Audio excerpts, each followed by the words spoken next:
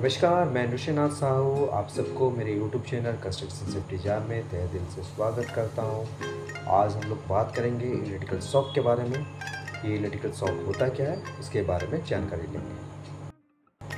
आज की जो इस वीडियो में हम बात करेंगे तो इलेक्ट्रिकल शॉक होता क्या है और जिसे बोलते हैं बिजली का झटका, उसके बारे में बात करेंगे और इसके कारण क्या है और उसके प्रिकॉशंस मेजर्स क्या हैं, उसके बारे में आज इस वीडियो के बारे में हम चर्चा करेंगे।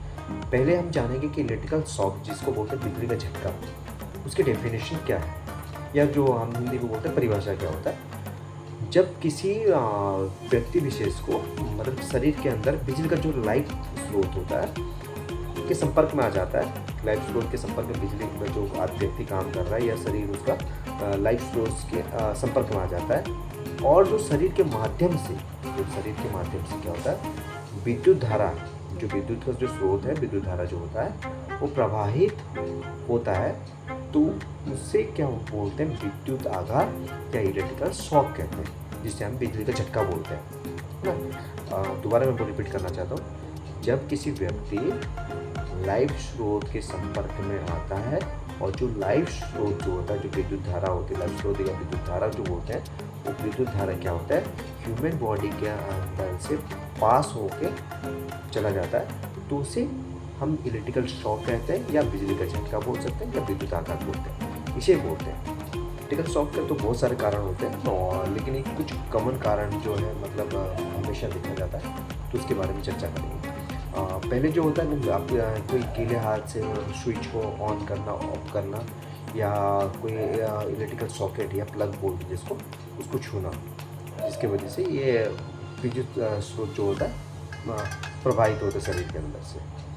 और जैसे टूटी फूटी तार का इस्तेमाल करना, खुला तार का इस्तेमाल करना, जिसे बोलते हैं नेकेड वायर का इस्तेमाल करना, या कोई नेकेड वायर के जॉइंट्स को पकड़ लेना, खराब या बिना अर्थिंग वाले उपकरण का इस्तेमाल करना, जिसके ऊपर इलेक्ट्रिकल इक्विपमेंट्स उसकी रख रखाव सही नहीं है, डैमेज है, और उसको इस्तेमाल करना, या उसके आर्थिंग जो हमने बॉडी आर्थिंग है वो उसको बाईपास करके रखा, तो उसकी वजह से भी झटका लगती है। या बिजली लाइन के पास काम करना, जैसे कोई बिल्डिंग, हाई राइज बिल्डिंग है, इलेक्ट्रिकल ट्रांसमिशन लाइन गया हुआ है, उसके आसपास काम करना, या कोई सराउंडिंग एरिया में हम जहाँ काम करें वहाँ पे बहुत सारे इलेक्ट्रिकल केबल गया हुआ है, वो उस जगह पे काम करें, तो ये लाइन के पास काम करने से भी इलेक्ट्रिकल शॉक का एक कॉमन कारण है। तो मैंने कुछ कारण बताया, बहुत सारे कारण हैं इलेक्ट्रिकल शॉक लगने का, लेकिन कुछ कारण जो मुख्य कारण है ये सारे हैं। तो इसलिए अब हम बात करेंगे इलेक्ट्रिकल शॉक से बचने का कुछ तरीका है। जैसे पहला जो बचने का जो तरीका है, इंसुलेशन जिसे बोलते हैं, ये हमेशा ढके हुए तारों का इस्तेमाल करना है, मतलब इंसुलेटेड केबल्स का या वायर का इस्तेमाल करना, टूटे तारों का तुरंत बदल देना, कोई डैमेज की इलेक्ट्रिकल केबल्स है उसको तुरंत रिप्लेस करना, ये हो गया हमारा इंसुलेशन। दूसरा जो होता है, गीले हाथों से कभी भी इलेक्ट्रिकल इक्विपमेंट्स का छूना नहीं, टच नहीं करना चाहिए, या नंगे पैरों से कभी भी कोई भी इलेक्ट्रिकल इक्विपमेंट्स को टच नहीं करना चाहिए। नंगे पैर या गीले ज़मीन पर कभी भी इलेक्ट्रिकल स्विच या ब्लॉक को ना छुएं, या इलेक्ट्रिकल कोई तार या कोई मशीन्स को कभी भी ना छुएं। तीसरा जो बचने का तरीका है, प्रॉपर अर्थिंग। घर या मशीन्स जो हमारे पास में जो हम यूज करते थे रोज़मर्रा की ज़िंदगी में, तो उसमें प्रॉपर अर्थिंग होनी चाहिए, ताकि जो लीकेज करंट है वो हमारे बॉडी से पास ऑन ना होके वो हमारा अर्थिंग के थ्रू से पास ऑन हो जाए। चौथा जो इलेक्ट्रिकल शॉक से बचने का तरीका है, सेफ्टी डिवाइस।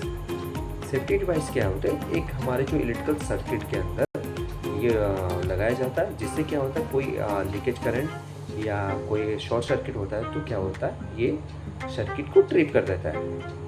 कुछ जो इलेक्ट्रिकल सेफ्टी डिवाइस है वो जैसे हम मिनिएचर करंट सर्किट ब्रेकर, जिसे हमें एमसीबी बोलते हैं। दूसरा जो हम रेसिडुअल करंट सर्किट ब्रेकर का इस्तेमाल, जिसे आरसीसी भी कहते हैं, या ईएलसीबी, जिसे आर्क लीकेज सर्किट ब्रेकर का भी इस्तेमाल कर सकते हैं। तो ये कुछ इलेक्ट्रिकल सेफ्टी डिवाइस जो है हम लोग जो इलेक्ट्रिकल सर्किट है उस पर इस्तेमाल करते हैं, जिससे क्या होता है, ह्यूमन बॉडी को जैसे अगर कोई लीकेज करंट पास ऑन हो रहा है तो ये क्या होता है, शॉर्ट सर्किट या लीकेज करंट के तरह होता है, तो ये ट्रिप हो जाता है। उसके बाद आता है हाई वोल्टेज लाइन से दूरी बना के रखना। जैसे हम लोग पहली बार के कॉमन कारण में जैसे हाई रेज बिल्डिंग के ऊपर इलेक्ट्रिकल ट्रांसमिशन लाइन गया तो उसके आसपास में काम करेंगे तो कभी भी टच में आ सकता है और इलेक्ट्रिकल शॉक लग सकता है। तो उससे बचाव प्रक्रिया कैसे करेंगे? हम एक उचित दूरी बना के रखें, जैसे हम ट्रांसमिशन लाइन के आसपास काम ना करें, है ना?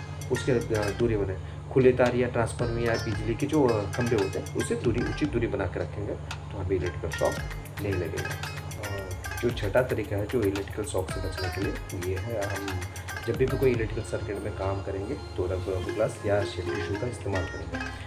आजकल जो रबर ग्लव्स जो है वो इलेक्ट्रिकल रेटेड ग्लव्स आता है जिसका इस्तेमाल करके हम बिजली के कामों को हमेशा इंसुलेटिंग दस्ताने और जूते पहन के काम करना चाहिए। उसके बाद जो सातवां जो बचने का जो तरीका है, तो कभी भी हम इलेक्ट्रिकल जो ट्रांसमिशन सर्किट वगैरह में काम करेंगे तो हमें इंसुलेटिंग मैट का इस्तेमाल करना चाहिए।